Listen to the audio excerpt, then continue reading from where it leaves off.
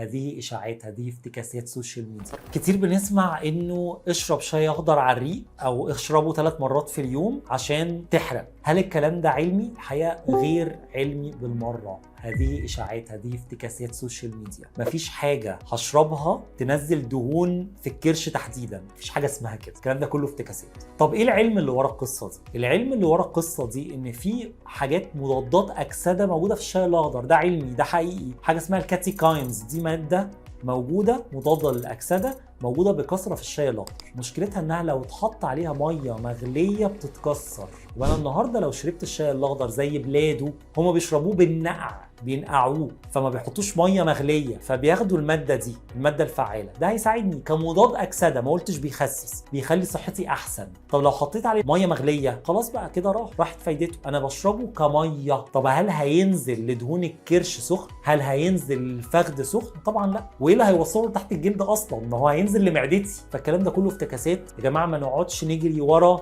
وصفات سحريه للتخسيس. مفيش باب سحري للتخسيس غير اني اظبط اكلي، اظبط حياتي الصحيه، امارس رياضه، اشرب ميه كتير، اظبط نومي.